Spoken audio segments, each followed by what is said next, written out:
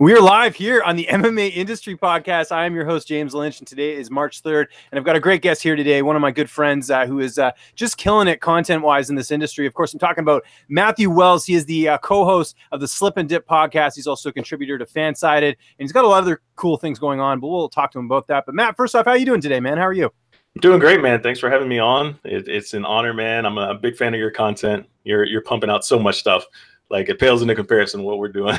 But yeah, man, I've been a big fan of your work and everything for a while now. And of course, we've gotten to meet in person, and it's always fun hanging out with you. Yeah, no, absolutely. I'm trying to remember the first event. Was it UFC 196? Was that the first one we met at, or was it UFC 200? I'm trying to remember. Ah, man, I don't remember. I do remember being backstage together at 200. Yeah, more so. Okay, but, yeah, no, I agree. Oh, we'll just say UFC 200. But the time I really remember you was obviously UFC 206 in Toronto, which was great. We all get to hang out. You, me, Jim Edwards. It was really good to get to cover that event with you. And that's, I've said this so many times on the show. That is one of the fun parts of covering UFC events, is you get to reunite with all these people you're friends with that you talk to all the time online, but you don't actually get to hang out with them. So that's a huge perk to that. So, let's talk about you. We'll start right at the beginning. Where did the interest in combat sports start? How did MMA sort of get on your radar? Wow. MMA first got on my radar kind of randomly. I've always been a fan of, obviously, like martial arts movies and stuff like that. But the first time I remember seeing MMA was a Kevin Randleman fight at my uncle's house. And it just happened to be on TV, flipping through the channels. And I was like, Kevin Randleman, this dude looks like a freaking action figure, man. Like, what is this? And then I remember watching the rest of that event. I don't recall which event it was. I believe it was like on a replay or something like that. But pretty much from that point, it was like I got hooked on it. And, I started watching more events, paying attention to more and more characters that are in the sport. And, fast forward to 2018, it's like I'm backstage talking to these guys, doing interviews and stuff like that. It's kind of crazy. I never thought I would be this ingrained into the sport, but it's pretty cool, man, to be on this journey and following these guys' careers and paying attention to a sport that I've not only trained for myself, eventually as well. I put about 3.5 years into on the mats, so doing some work like that as well. And it's just, it's crazy following these careers, man. The sport is amazing. One of my favorite, things Joe Rogan says is, why it's so captivating is because the stakes are always high, because every single time these guys step in the cage, lives can be changed, not only like physically, but, financially as well. So it's such a high risk sport, high reward. And at the end of the day, like the guy that leaves that cage, either KO'd or, submitted or whatever, it's rough for those guys, man. When the lights go out and the curtain goes down, it's like, it can be a dark place for these guys sometimes. And, that's why we love the sport, though. It's high risk. It's high risk through and through. Yeah, and I think it takes a different type of person to not only be a fighter, but also to cover the sport as well, too. I've talked to so many people who, just the amount of time and dedication you put into a sport that really doesn't pay that well. I mean, that's the honest truth. You don't see any millionaires covering the sport. But we were talking a bit off air. You have a really cool day job, and you're a good example of someone I wanted to get on here, just because I think a lot of people that are covering the sport that aren't working for the huge sites are working full-time jobs. They're doing this on the side. How have you been able? First off, I guess, tell people the job you have, because it's pretty badass, man. It's pretty awesome. Yeah, so it's a gig I landed back in November. I work for Panini America. Anybody familiar with the sports trading card industry knows who Panini is. And basically my role there is I'm on the illustration and color correction team. So pretty much every sports trading card, obviously has a photo. And basically my role is I go in there and color correct the photos for the design of the card. And we also do some illustrations as well. So original artwork and stuff like that goes onto cards and posters and things like that you see. It's a pretty cool gig, man. It's pretty cool. It was one of those things I was holding out hope for, to land a type of role like that. And I was able to do it. And, unfortunately we don't have, the UFC license. So we don't make UFC products. That's Topps that has that right now. But who knows what could happen in the future. If so, that would be pretty sweet to be able to connect both my worlds. Yeah, and for those who haven't picked up, it's in your Twitter handle. It's something I've known about you for a while. You are an artist. I mean, that is one of your big passions. Did that start at a really early age, or did that come sort of later? Well, that came from my dad, because my dad's an artist. He's been a sports artist. I'm wearing a shirt right now. But yeah, he's been a sports artist. He's always done sports art, selling directly to athletes. So, you know, he'll do original artwork for, you know, football players, basketball players, baseball players, mostly baseball these days. But all of his stuff is original artwork. He's an airbrush and colored pencils and things like that. And I was always, you know, just over the shoulder, you know, on the art desk, you know, just watching. And then, you know, eventually I start picking it up more and more. I'm doing the airbrush thing now as well. Of course, the digital art. So it's just something that's always been around me. So yeah, it's definitely been a passion of mine. And I got to bring this up just because it's a cool tidbit, but you know, sports runs pretty deep in your family. You have a pretty famous brother, especially in these parts of the woods where I'm from here in Toronto. Your brother's Vernon Wells, the baseball player. How cool was that? You know, growing up with a brother who you know, made it big in the world of baseball. Yeah, it was amazing, man. It was amazing. It was surreal because I remember being back in, you know, in middle school and whatnot, and you know. We didn't live together growing up. Obviously, you know, our parents separated when we were young. But every time I go visit his house, you know, I was kind of naive to sort of some of the things that were going on, you know, in relation to baseball, because I would go to his house and go to his room, and you know, he would literally have the entire wall filled, like wallpapered, with offer letters from colleges, and then in his desk he would keep the letters for the pro teams, you know, stuck in there. And this was, of course, obviously, like when he was junior, senior in high school, he's getting these offers, and I didn't know what all that meant at the time. Like, I thought that was like kind of normal because, you know, my dad's around pro athletes all the time, you know, I'm always around my dad with pro athletes, and then of course my brother's got all these offer letters. I thought that was normal life. Like, I didn't realize, you know, being I think it was number 4, number 5 overall, coming straight out of high school, like that's a rare thing. You know, I didn't quite grasp that at the time, but you know, looking back on it, it's kind of crazy. I'm like, wow, yeah, my brother's pretty special, man. And every time, you know, coming up, you know, people would, you know, ask me like, when are you playing sports? You know, and they would try to make that comparison. I'm like, you know what?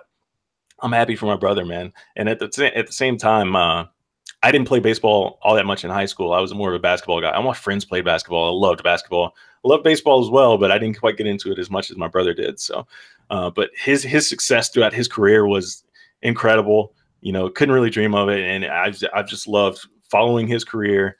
And of course, his life now post baseball. It's always fun to be around and celebrate what he was able to accomplish. And you guys still keep in touch a lot? Does he live in Texas as well? Yeah, absolutely. He's out in Westlake now, and not too far from me since I've moved to Dallas recently. And you know, we'll hang out. We'll go hit the golf course every now and again. You know, he's married, got a couple of kids, and they're getting into the high school age now. So it's kind of crazy, man, seeing those kids grow up too. Is he an MMA fan at all? He is an MMA fan. He's obviously not as much into it as I am, yeah. But yeah, he definitely keeps up with the sport. You know, we'll text back and forth every now and again too about, you know, the bigger fights and stuff like that. So yeah, he definitely pays attention to what's going on. That's excellent. Now we talked about obviously your interest in the sport. What was the very first brush you had as far as, you know, being involved in media when it comes to, you know, covering MMA? Was it, because I know MMA Latest, that's sort of where I remember seeing you at first. Was that the birth of that, or was there something before that as far as you know, being involved in either covering the sport or writing about it or whatever? So the very first thing I ever wrote about MMA was on MMA Junkie. They had the Sunday Junkie submissions. I don't know if anybody out there listening remembers that. Yeah, and it was actually the very first thing I ever wrote was about Chris Weidman and Anderson Silva. And I sent it in on the Sunday Junkie submission. It was the thing about Chris Weidman not wanting to renegotiate his deal before that Anderson Silva fight. And my angle was his confidence is already costing him because you're about to fight the GOAT. And you don't want to renegotiate your contract before it. And that was the angle I went with. And of course, I ended up having to eat my words because Chris Weidman obviously did what everybody knows happened that night and knocked out Anderson Silva. And from there, you know, you fast forward a little bit and I was like, okay, you know what? Even though I was wrong, I still like the idea of writing about this sport. So I was actually hanging out on Joe Rogan's message board, which is now down now. He's completely gone away with it. And someone started a thread on there one day and like, hey, who wants to write about MMA? I was like, all right. I was the second reply on there, you know, and, you know, a few months later, it turns into MMALatestNews.com. And, you know, pretty much over the next 3 years or so, you know, running that site, growing it from absolutely nothing, you know, building up the social media channels, traveling to events and everything like that. It's crazy, man. Crazy growth that we had. And obviously if you go there now, the site's no longer existed, it seems, because I'm not there, but that's another, it's another story for another day. No, yeah. for sure. So at the very beginning, was it you, and because it was what you, Stephen Housen, and was Jim a part of that as well from the early going? So it was me, Stephen Housen, a couple other guys on there from the early days, Jordan Killian, you know, he's still doing the podcast, Sam Alvey, a couple of other guys as well.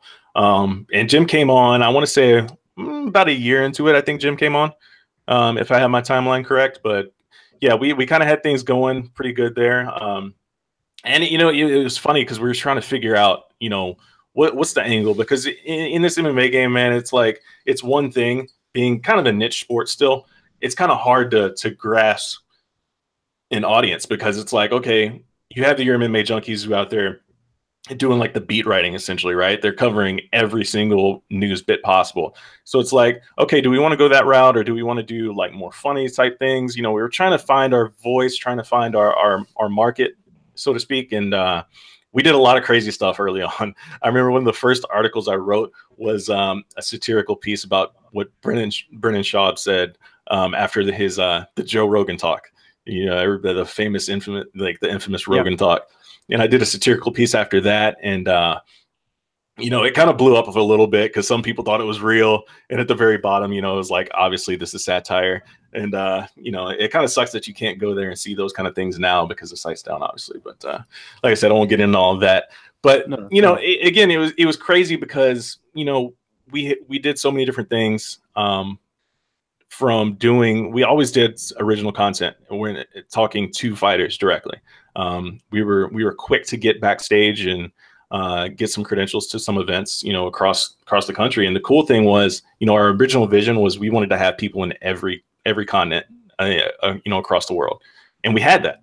We had Helwani over there in Singapore, and it was just like he was covering, you know, that whole scene over there with one championship and everything, like crazy, like just bringing in stuff. He was behind the scenes. He knew stuff that nobody else was supposed to talk about and whatnot. When you're throwing it out there, getting some heat for it. It was crazy, man. It's crazy things that go on in the sport all the time. And we were able to uncover some of that stuff from, you know, a country I've never stepped foot in. And, you know, having that insight was kind of crazy. And I remember you guys did a lot of video content too. I remember Jim, you know, Jim is known a lot. I mean, Jim does a lot of video stuff too. I think he's now known more for, you know, his breaking news and his interviews and stuff as far as writing. But I remember Jim used to do those opinion videos, and they used to get a ton of hits. I mean, he was really onto something. That's sort of where it caught my attention, because as I was making my transition to video, I was keeping an eye out for other things. And I think that's where I stumbled upon what Jim was doing, and obviously the site and everything. But one of the things I wanted to talk about here, and it's a story you've told me before, is how you guys got accredited to UFC events. Because I've talked about this a bunch of times on here. It is very tough to get accredited as an independent website for the UFC. You got kind of a cool story with that involving one of the events. Do you want to just tell my audience that, because it was pretty cool? Yeah, so it was crazy how it all happened, man. So UFC 185 was in Dallas, right? Mm-hmm. And they were doing, you know, they do fighter appearances throughout the cities that they're in. And so Donald Cerrone was doing an appearance at Bombshells here in Dallas. And you know, one of the other writers at the site at the time, you know, he's like, "Hey, man, I'm gonna be in town. You know, yada yada. Cowboy's doing this event." I didn't even know about Cowboy doing this event, but I had already bought tickets to the event. I was just ready to go to weigh-ins, yada yada, go to the fight night. Okay, cool. So we go to this event with Cerrone, and it's a chill thing, you know. He's got like a line for autographs, take pictures, yada yada, drink beer, have fun. Sorry if you can hear that thunder. Like I said, it's storming over here. But so yeah, we go out there, we hang out, and sure enough, you know, Dave Schaller shows up a little bit later to hang out. Apparently, you know, obviously good friends with Cerrone if you follow them on social media. So Dave Schaller shows up with Chris Costello and a couple other members of the PR team. And, you know, we ended up introducing ourselves, and, you know, one thing leads to another. We're obviously in a sports bar, and I may or may not have let it slip who my brother was. And Chris Costello had that connection because he used to work in the baseball world with MLB. So he made that connection. And, you know, I told him about the website and everything, and I was like, yeah, you know, I'm going to be at the fights. I've got tickets, yada, yada. And I gave him my card. I had a business card for MMA Latest and everything. So I gave him all of my information, and, you know, have fun. good night, you know, nothing too crazy. I was like, all right, I'll see you guys, you know, at weigh-ins tomorrow, whatever.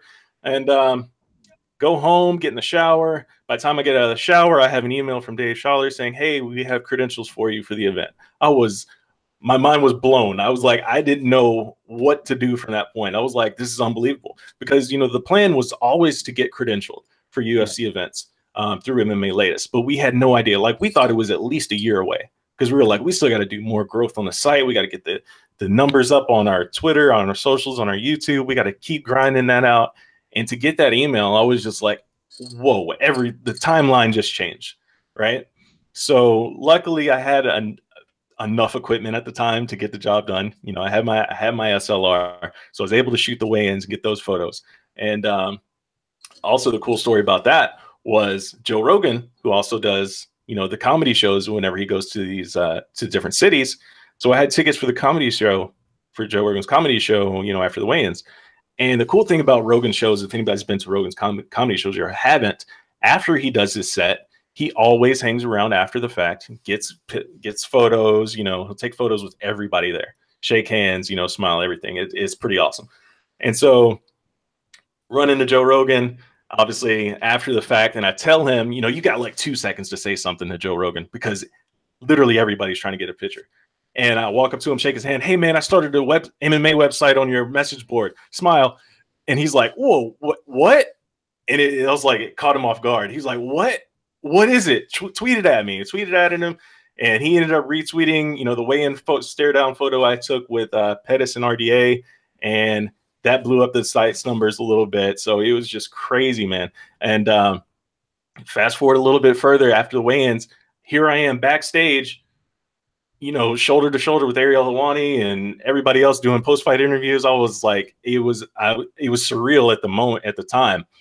And I just started soaking in as much information as I could. I was like, how are these guys moving back here? Like, what is the process? What's going on? How are they talking to these guys after the fights? Because I had never really, you know, been backstage like that before, in official capacity, so to speak. So it was a completely new world. And I remember just from that moment, I was like, okay, I got to soak in as much information, take as many mental notes as I can. And because you're next to the best back here, seemingly, when I thought I was just going to be in the crowd. And ended up being a great event. Obviously, everybody knows what happens. Pettis ended up losing that night to RDA. And, you know, he's got another title fight coming up here soon. So crazy, man. Crazy story. Yeah, and just so people have an understanding, this is so rare, like what happened, yeah. and you know, it just shows that, you know, right place, right time. It also shows that, you know, the amount of content you guys had at the time too, which is really good. Like, it's so tough to get credentials. I've talked about this before. I mean, Fightful, the site that this podcast is for, I got denied credentials for UFC 223, even though I covered UFC 218 for Fightful under them. The UFC is very weird about credentials and certain sites getting access and everything. So, you know, MMA Latest, the fact that they're an accredited outlet is great.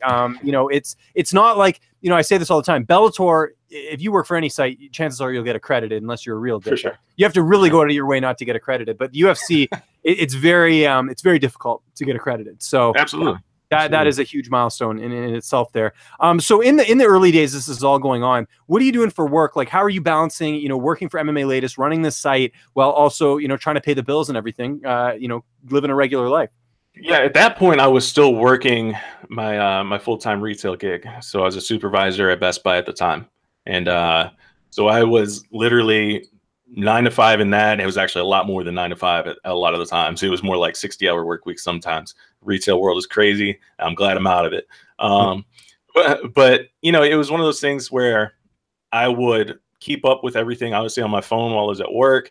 You know, I'm at Best Buy. We have computers all over the place. If news broke, hey, I kind of snuck away to real quick to kind of write something up. And this was, at that time, I was, you know, writing and or editing 90% of the articles on MMA Latest News. And, you know, obviously, I think Jim was on at this point too. So, you know, between me and him, we were keeping the site afloat and editing articles and everything like that. And I was working at Best Buy, doing all of that, trying to make it work. And, you know, on the chance we did get approved for credentials, because, you know, like I said, 185 was the first time, but that didn't mean we were getting approved for every event all of the time. So there were times, you know, hey, you did a great job that night, but yeah, we can't approve you're not big enough for this event. It's the sort of thing. So it was kind of hit or miss on whether or not we get credentialed. But you know, just keeping the grind up every single day while working a full-time job. It was kind of challenging, but that was the fun of it, because I had it in my mind. I was like, I'm going to keep carving out this space to where we can turn this into an income where it can eventually kind of take over this job I'm doing here. You know, it was kind of the thing. I was like, I enjoyed the job at Best Buy. There's a lot of good things about it. Obviously, I met my fiance there for one. Oh, did you? Okay, that's cool. I didn't know that. And so a lot of good things to take away from it, but eventually the politics of things, when you're starting to climb in the ladder, start to take over a little bit and kind of discourage you from things. And just like, all right, this MMA thing is starting to take off a little bit. Let's keep at it. And, you know, it started to grow a little bit more. And eventually I was able to step away. I remember UFC 194. 194 was the day I quit, because I wanted to go to that event so bad. I was like, I'm not missing Conor McGregor versus Jose Aldo. I'm not missing it for the world. And the way anybody that's worked in retail knows, you're not getting off for a holiday schedule. There's blackout periods and everything like that. Yeah. And I told them straight up, I was like, look, I've been with this company for 10 years. I need a week off, like a week off. I don't ever ask for anything. They're like, sorry, we can't do it. And I was like, all right, that's my 2 weeks notice. And when I said that, they were just floored. They couldn't believe it. and me saying it, I was still kind of nervous about saying it too, you know, but I ended up doing it and ended up going to 194, most ridiculous weekend I've ever been a part of. I wasn't actually credentialed for it, but we were able to still get a ton of content for that event. I got some almost like TMZ style videos, you know, being out in the crowd where the Irish fans and the Aldo fans are just going at it at the MGM Grand, jumping on casinos and everything. And I thought I was about to be in the middle of a world star fight. Everything. It was just madness all over the place. And that being there for that event was so special. And like looking at some of the events that I've been able to cover or, you know, be in attendance for over the past 3 years, it's just like, man, these are some landmark events for the sport. Yeah. So. That is one of the best parts. You talked a little bit earlier about challenges. How was it challenging? You mentioned your fiance. How tough is it to sort of maintain a social life while you're working these hours and also trying to get content done for MMA Latest? It's tough, man. It's tough. It's definitely, it can definitely be a strain on, you know, the relationships at time, because, you know, you're just trying to say, hey, I'm trying to make this thing grow. And at times, you know, you can convince, yeah, this is the vision. This is what's going on. And, you know, luckily my fiance's always been very supportive of what we're trying to do. Obviously, you know, when the money's not coming in quickly right away, it kind of gets a little bit tough to kind of see the things. But, you know, luckily she's been real supportive. She's got a great job herself that, you know, pays significant money. So it's not like, you know, we're hurting there, but or anything. But it's definitely challenging, man, because, you know, obviously watching UFC events, especially now, it's like every Saturday. If it's not a UFC, it's a Bellator or it's an Invicta or something. And pretty much all your weekends are shot because, you know, you're writing articles, 2 or 3 articles a day, obviously covering the fights, doing fight night event results. You're watching every single fight. You're updating, you're tweeting, you're doing everything. So it can be a little bit straining at times, but you got to make sure to make up for it when the events are over. So, as far as, you know, the early days of MMA Latest, or even just the people that sort of went through it, there's some interesting names in there. You know, I mentioned Jim. Obviously, Jim's doing great things with MMA Knit. We've had Jim here on the show. You know, he's talked all about that. Yourself, obviously. Dan Tom, he's someone who I know did breakdowns for you guys. Now he's killing it. He's not only co-hosting MMA Junkie Radio, but he's, you know, doing breakdowns for one of the biggest sites out there. Who are some other people that maybe I'm missing that have gone through MMA Latest that I just haven't thought of? Man, there's been so many people that are still in the game now. Rodney James Edgar comes to mind. He's still in the game. Oh, that's right, yeah. Nicole Bosco with Fansided.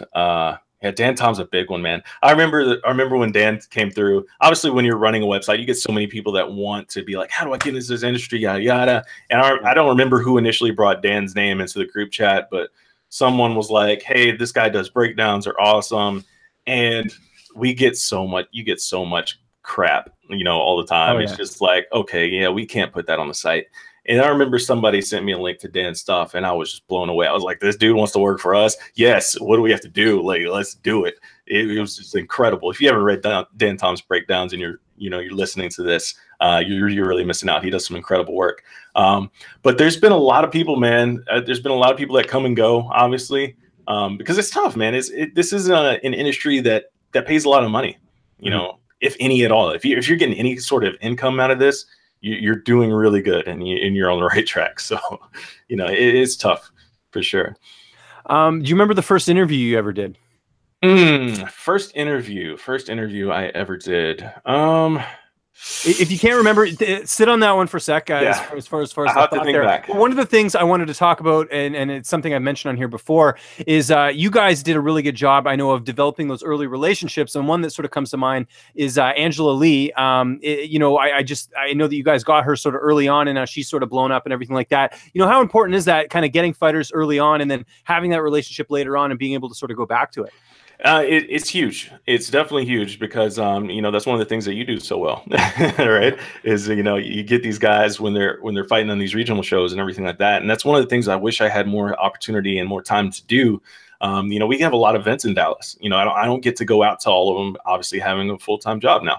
So it's kind of unfortunate, but, you know, it's one of the things when you catch these guys as they're coming up or when they're getting right on the cusp of breaking in, and if you're able to reach out to these guys and secure those interviews and build that relationship early, that's so huge. That's so huge. So that would be the big piece of advice to anyone out there, I would think, would be to catch these guys early, man. Don't wait till Conor McGregor fighting Floyd Mayweather to try to reach out to him. You know what I'm saying? Like, reach out to these guys. I haven't necessarily had a bad interview with anyone, I don't think. And so to speak, to where it's like, okay, we got to end this now. Like, you're not vibing with me whatsoever, you know, to that type thing. Like, most of these people are really cool to talk to. They're really down to earth people. You know, they're fun interviews for the most part. Sometimes I've had a couple where it's kind of like you're pulling teeth, obviously, but that's some interviews, that's some personalities just won't open up to you initially, but that's just the nature of human personalities, I think. You know, not everybody's going to open up to everyone. But I think you got to give yourself some credit too, because I don't think I've ever seen you upset or angry or anything. Like, you're a very nice, very personable person. I mean, I remember that the first time I met you, and it's and I think that is in itself a skill, just to, you know, be personable and have good conversations and everything else. I mean, I don't think you'd find anyone who's going to say a bad thing about you in this industry. So I think that's part of it too. Just, you know, being professional, being, you know, approachable. I think that's really important. And, you know, we'll talk about your podcast in a sec, because I think that's something you guys have really sort of done, is get the fighters on a different level, as opposed to getting them with how's the, you know, weight cut, how's camp, how's this and that, right? Like, you guys sort of get on a deeper level there, which I think is very interesting. But sure. Do you remember the interview? If you don't, we'll go on to something else. I don't remember the very first one that I did. Unfortunately, I do remember one of the very first video interviews I did. It was actually with Kevin Lee. I caught him, you know, I reached out to him, and he hit me back on Twitter or on, you know, Facebook or whatever it was. And I did an interview with him in the MGM Grand. This was before the Leo Santos fight. Obviously, we know how that went for him. You know, he was the biggest favorite on the card and ends up, you know, it not going his way. But that was one of the first on-camera interviews I did. And that was Jim was holding the camera for me. And I go back. I was like, oh, man, good interview with Kevin. And go back to edit the video, and Jim had the video out of focus, and I was so pissed. I was so pissed because the whole time I was like, oh, man, this is a great interview. It's a great interview. You know, Kevin gave me some good content as usual. Kevin is always a great interview. I just watched the one you did. I guess yesterday. Yeah. And great interview, obviously, as always. And I go back and I'm editing the video. I'm like, Jim, the video's out of focus, man. And I was so pissed, but ended up getting out of, you know, it's just like, whatever. We ended up pulling quotes, throwing up an article, and that did more hits anyways. But yeah, I think that was the first on camera. I can't remember the first one that I did just strictly for an article, though. That's still a good story. Yeah. I've told the story before, but at UFC 218, I interviewed Eddie Alvarez. I had this really good interview, and my friggin' camera wasn't on. Now, luckily, I had my voice recorder with me, like, because I use that as my microphone. So I got the audio. So just threw the audio underneath the photo. Still did a bunch of hits, but I was so bummed because it was like a really, like, if you would have saw his facial expression when we were talking about Mortal Kombat, it was epic. And you know, as you know, Eddie's a tough guy to get a hold of. So you know, the chances of me getting him, because I was on a media day, you know, to recreate that moment would be very difficult. So kind of bummed about that. But I do want to hit on something that you said a second ago about, you know, me coming off as like being a nice guy and everything like that. So yeah. I'm kind of curious if you had any interactions like this. So me, whenever I'm backstage at events, man, I try to be as nice and polite to everyone possible. Like, I'm always just gracious to be back there, for one. You know, like back at Fight Night Austin recently, a guy was doing live video on his iPhone, and, you know, he had an SLR and he had a hot shoe, and he was doing live video and his phone's kind of shaking. So I was like, here, man, I got an extra mount, like, for your hot shoe. Like, here, like I'm that guy. Like, I'm trying to help everybody. Like, we're all trying to get the same content at these scrums and whatever. Anyways, so I had a guy one time, I think it was at UFC 200, during media day. You know how media days are. Like, when there's, especially an event like UFC 200, there's going to be a ton of people. So you can't always get those one-on-ones. Smaller pay-per-views, smaller fight nights, you can get one-on-one time at media day. UFC 200 wasn't really the case because media was everywhere, right? So the scrums were literally scrums. And I'm standing here. The way it was set up, I remember Kat Zingano and then Johnny Hendricks. And I have my camera here at Kat Zingano. And usually the way I work media day is like I'm listening to where my camera's focused, but I'm also paying attention to what the other guy's saying too. Oh, yeah. You know, at the same time. So I'm trying to like listen to what kind of angles can I go off of, you know, what's he answering? How is he acting? Like, is he giving good answers? Is he feeling like vibrant? Like, is he feeling good? Like, if he's not, then I may skip him. You know, it's just one of those things. Like, if you can tell a guy is on, like I heard Diego Sanchez a few spots down just going off. I was like, oh, I'm definitely getting over to Diego in a second. But so I turned my camera around, and I had done an exclusive like sit down with Johnny like a couple of weeks prior, and amazing content from Johnny. Johnny's one of the most interesting characters in the game, right? Mm-hmm. So anyways, like he remembered me obviously, and sitting there, and I believe Heidi Fang was asking questions, and someone was asking questions right before her, right when I turned my camera around. And so Heidi gets a couple of questions in, and I've got my mic there out, and Heidi asked a question, and I asked a follow-up question right after Heidi, and then I ended up asking like 2 or 3 more, and then I get my camera and move on to the next one. I go down there to Diego, like I said, and as I'm waiting for that to get done, I'm setting up, about to get my mic, about to hit record again. I get a tap on my shoulder, and I'm like, "Oh, yo, what's up?" And this guy, I don't know who he was. I mean, I've seen his face a couple of times at events. He said, "Next time, just be a little effing professional." I was like, "Ooh. What?" Like, my mind was blown. I was like, "What are you talking about?" He was like, "You heard me. Next time, be professional back over there." I was like, "What are you talking about? These are scrums. I asked questions. Like, what did I do?" He was like, "Oh, you saw me. I was standing there waiting." I was like, "Actually, I didn't see anybody. I didn't see anybody in my peripheral vision. I was like, I didn't see anybody." I was like, "If I cut you off, I'm sorry." But I was like, if you really want to make it a problem, we can make it a problem." And then he didn't want any of that smoke, so he turned around and walked away. A confrontation with Matthew Wells I never thought I'd hear the day. It was crazy because I was like, man, I'm always trying to be the most professional person back here. Like, I'm not trying to step on anybody's toes. I don't want to start any problems with anybody. Like, I'm just like trying to get job done and go back to work, man. Like, so it was crazy that happened. So I was also kind of curious if you've ever had anybody come at you sideways. Yeah, I have, and I don't mind naming them on air because he has me blocked on Twitter anyways, so I don't have a problem with this, and people might find this entertaining. I'm at UFC 205 in New York. Okay, I'm waiting for now this media day was a little bit different because it was spread out a bit more. A lot of times when you go to these media days, like it's a little bit more condensed. Like someone will be sitting on a chair, and then literally there'll be a fighter right next. So it's a little, it gets a little bit bigger. But for whatever reason, on this media day, it was a little bit more spaced out. So I'm waiting for Michael Johnson. Michael Johnson is talking to Karen Bryant. Who's Karen Bryant's camera guy? Wade Eck, her husband. Yep. So I'm waiting. I'm literally I have my tripod with me. I have my tripod attached to my camera. I'm holding my camera, just waiting or whatever. Wade goes to me. He's like, "Dude, why are you filming? Stop filming this thing or whatever." I go, "Dude, I'm not filming. Like, why would I film your stupid, like, I'm literally just holding it in my hand. I'm not even like recording anything or whatever." And I went up to him after. I said, "Look, man, like I'm wearing a suit. I'm not here to try and steal other people's content. Like, give me a friggin' break here." So I thought that was kind of crazy because it's like, clearly it was just me and them. And like, I didn't even have my camera like pointing in the face or anything. It was like kind of just in my hand. And he accuses me of trying to film their interview. And it's like, I don't even want that. So yeah, and on the flip side, I've told this story too. Now I won't mention this person's name, although I don't think they're in the industry anymore. I had someone when we were doing media scrums take my answer, like my questions and answers. They cut out my questions, put in the answers that I did in the interview, and put it on their site. And this was for a big site. I'm not going to tell you which one, but they used my interview, and I didn't even notice until someone on my YouTube channel commented, "Hey, Junkie stole your." Oh shoot, I kind of drew it a bit, but no, it was that's how I ended up finding out. So it was all handled behind doors or whatever. And I think the person who did it, they did it sort of, they were upfront about it or whatever after the fact. I think they thought it was a media scrum, but it wasn't. But no, it was one of those things where I it clearly was a one-on-one. It wasn't like a media scrum situation because I was there standing on camera. It's like, come on, that's not the right thing. So that's that.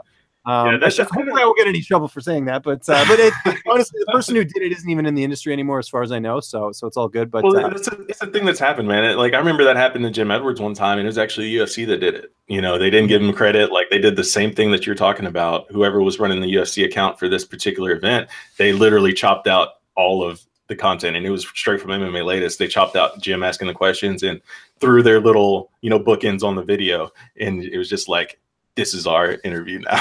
Yeah. Now on the flip side, I've had it where Matt Perino, who we both know works for UFC, he's like their digital interviewer or whatever. He said, "Hey man, do you mind if I shoot some stuff?" I'm fine with that. That's okay, because it's like whatever. Matt's a good guy. Like it's all good. But this guy did it without even I could see him in the background, but I was just like, okay, well, whatever. I didn't think much of it at the time, and then sure enough, I go and all my answers, everything I asked is on there. You just don't hear my questions, but you hear the answers, and I'm like, this sounds so familiar. So that's happened before too. But yeah, I mean, for the most part, like you said, most people are there to sort of help out and things like that. I had another incident last year where I was waiting to interview Fabricio Werdum, and a Brazilian reporter, literally just I must have waited for like 10 minutes, because when they start, not everyone comes out at the same time. So I was like, okay, I'm gonna get Werdum first, because it was a big fight. He was fighting over him, and literally I'm about to step in and ask my question, and this guy swoops in and starts talking, and I'm like, there's two ways I can handle this. I can make a scene, or I can be professional and just let him do it. I let him do it, but I was pissed, honestly, because I waited for like 10 minutes. I could have got someone else, right? So frustrating. Frustrating. So people don't know the struggle that goes on in the media pits and everything like that. But well, let's get back on the timeline with you. So, you talked about getting this great job in November, and, really getting sort of one of the dream jobs. So you're having to adjust your strategy, obviously, because you have this full-time job. It's, something you like doing, but you still want to stay in MMA. So how did you, when did you sort of make that switch to doing the Slip and Dip podcast? And how did that even come together with you and Kendrick doing the show? Yeah, so that came about, actually, the seed kind of got planted at UFC 200. That's when me and Kendrick really had our first conversation. Like, we met at UFC 185, but we see each other again at UFC 200, and we hit it off, have a conversation. Come to find out, we live 5 minutes away from each other. So that's kind of rare, because we run into all these people. Like I said, like you up in Canada, Jim over in across the pond over there. It's like you think all these people that you meet at these events, they don't live close to you. Kendrick was like, yeah, I live in Plano. He's like, I was like, oh, really? What side? Because, Plano's a big city. He's like, west side. He was like, oh, okay. He's like, oh, right next. Oh, okay. You're 5 minutes from me. And then, we started talking more and more. And then fast forward to a year ago, it's a little over, I think, a year and 2 weeks now. We started the podcast. I remember last year, Jim talking to Kendrick at International Fight Week last year, and Jim saying, when are you going to let me on the podcast? And I remember it just started then. Yeah, absolutely. And, adjusting the strategy is huge, because like you said, adjusting to the full-time gig now, doing the podcast, it's a once a week thing, obviously. So we plan it on the weekends. We try to book as many fighters, usually 3 to 4 fighters as we can. And that's always a challenge. But, obviously I don't have as much time for writing anymore, because unlike my previous job when I was at Best Buy, and there's a lot of downtime. Like now at Panini, it's like I go in there, I clock in, and until I clock out, I'm working. And so it's like, even though I'm sitting in front of a computer, I have to get work done. So it's not like it's a bad thing or anything. I'm definitely loving every minute of it, but it's like, I just don't have that extra downtime to, maybe pump out an article real quick or something like that anymore. So my writing has kind of subsided for the time being, until I try to figure out, the type of balance where I can work that in. But I'm enjoying doing the podcast thing, man, because it's exclusive interviews with these guys. You're getting different content that hadn't been out there. We've broken a couple of news stories from our podcast. So it's always fun when we can get that kind of stuff out of guys too. So it's just fun, man. I love doing this sort of thing.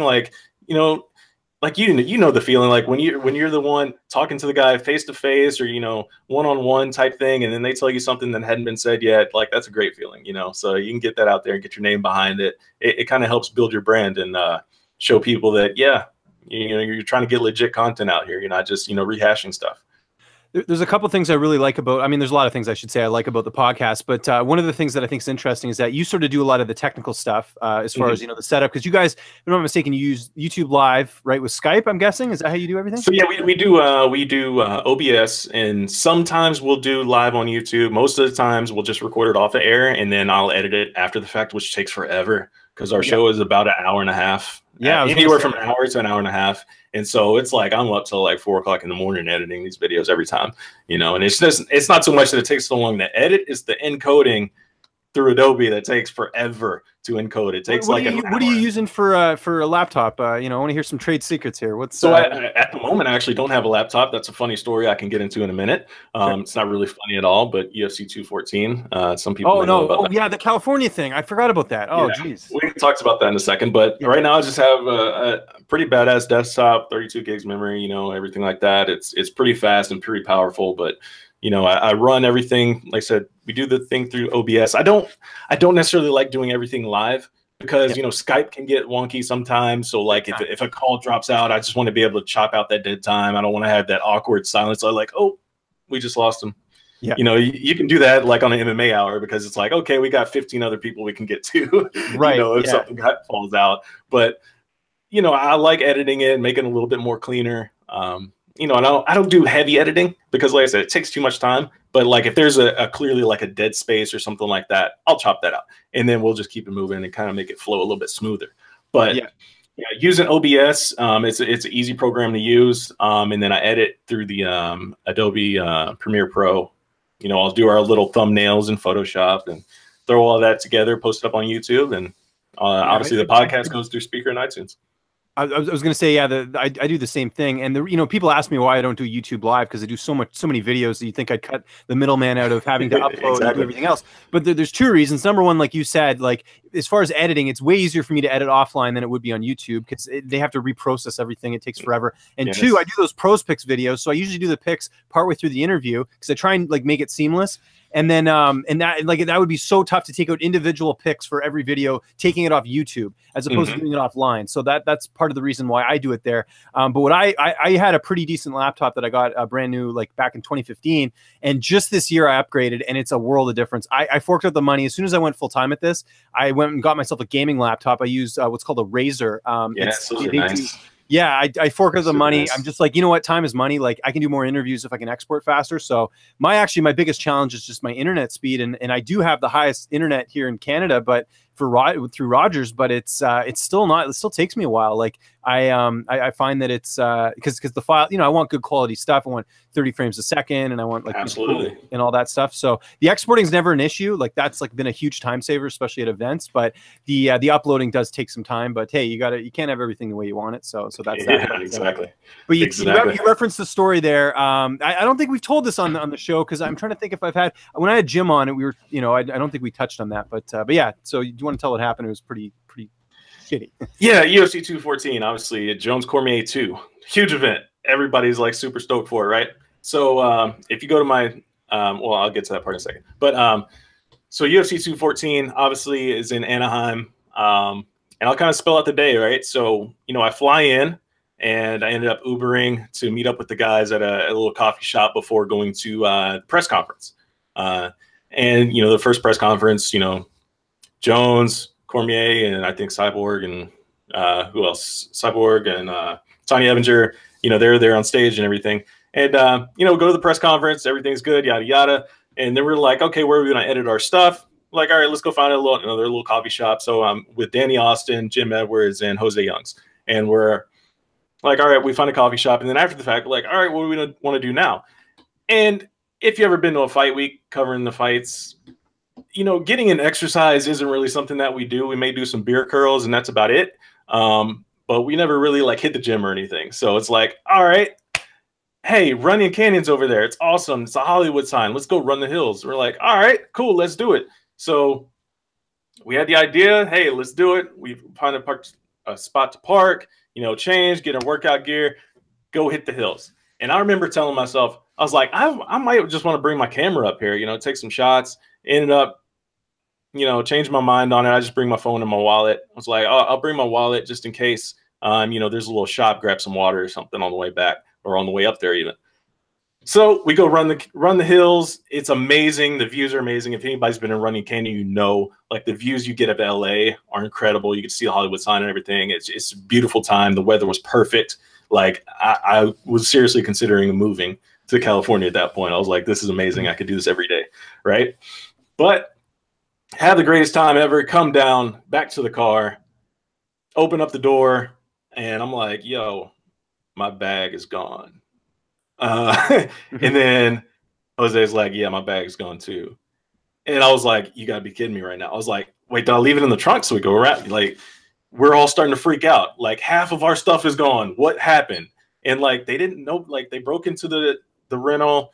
Danny had the rental. They broke into it, stole half the bags. They left my luggage. I had 2 bags. I had my camera bag and my laptop and everything like that. And then I had obviously my clothes because I hadn't been to the hotel yet.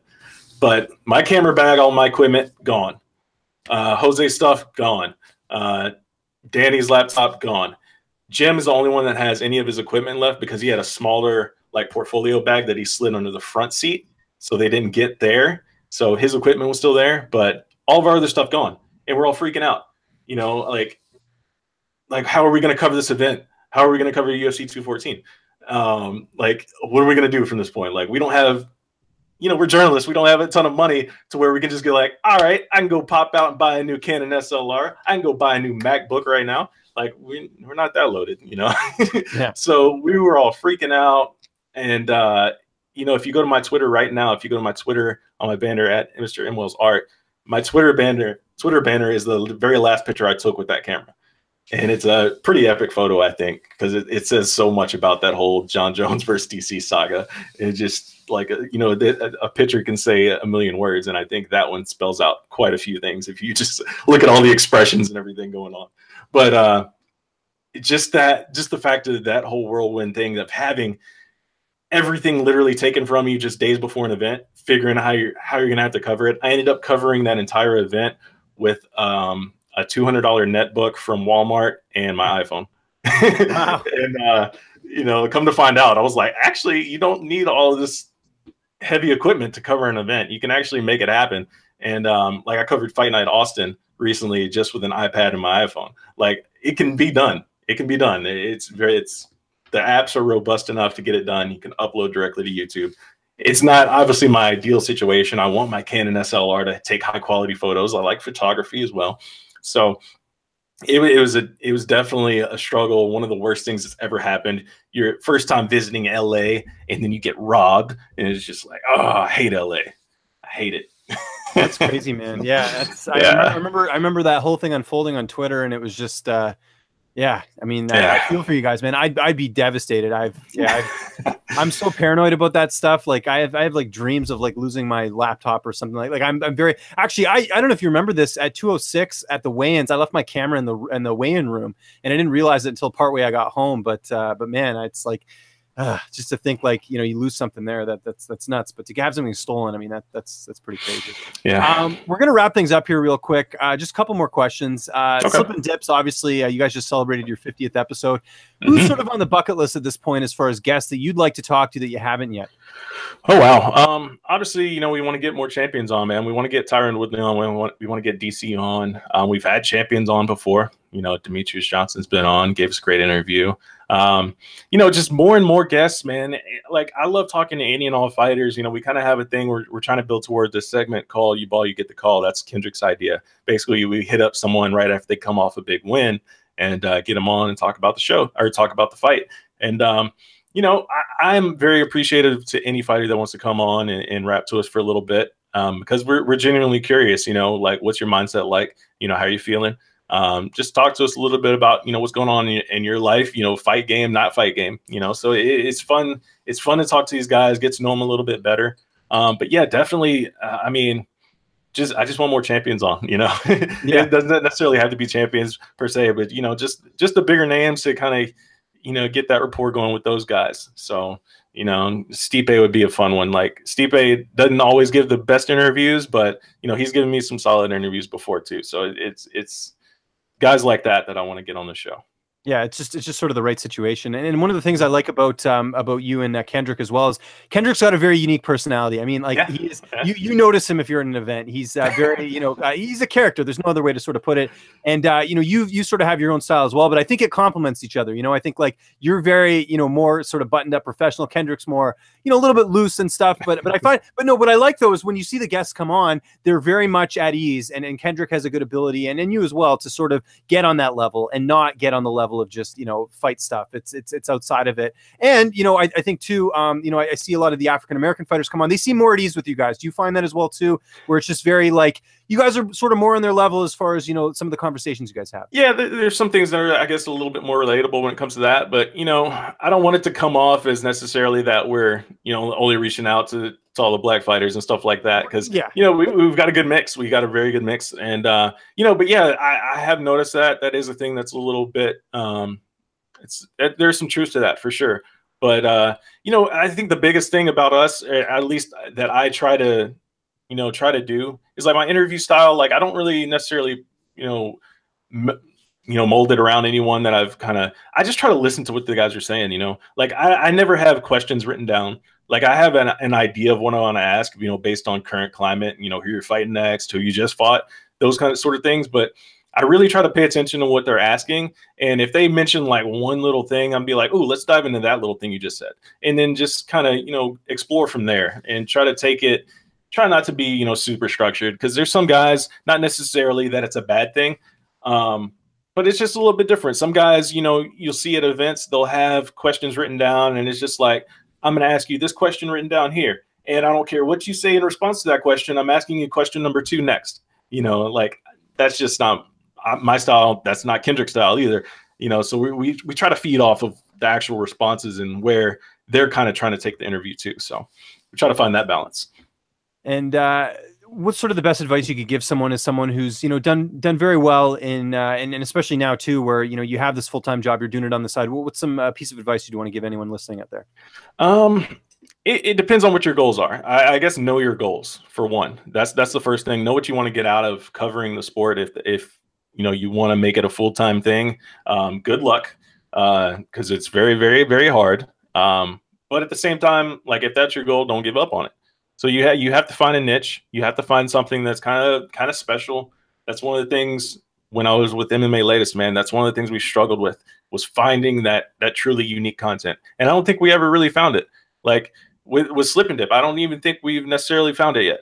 But it's just one of the things. Always be aware that you have to kind of shift a little bit. You have to be able to change up things, because if you keep the same thing going on and on and on, it becomes stale, and people will notice it becomes stale. So you have to change a little bit over time. But also just be aware of where the game's going, what people are interested in, for one, what they're clicking on, what they're watching. Kind of try to stay and pay attention to all of that as well. So, but don't give up, man. If you're one of those people out there, like I said, have realistic expectations, set small goals. Don't just reach for the moon and say, hey, my first goal is the moon. You know, like figure out how you want to build that rocket ship first, how you're going to gather those materials for that rocket ship, you know. So small goals. I like that. That's some solid advice there. We do have to get to the chat. I actually did forget about that. So there's a lot of good questions here, and then we'll wrap things up. So my apologies for going a little bit later. But we got Dean D in the chat. Dean's a big supporter of the show, and I appreciate you watching. Dean, he says, "What are Matt's thoughts on the spat between Yuka Montano and Ariel Helwani?" I'm sure you saw this yesterday with it was the day before. Yeah. What are your thoughts on that? I talked about it on Parting Shot this morning. If people want to check that out, you can go see it on there. Cole's Notes version. I don't think what Helwani said was out of the line, but I do feel like after the fact that we know that she had everything on Instagram saying that she was out, that's kind of a rookie mistake on his part not to check her social media. But that was sort of my thoughts. What were your thoughts on it? Yeah, I think the way that he worded it could have been a little bit controversial, but you can know every detail about a person's situation and still get frustrated.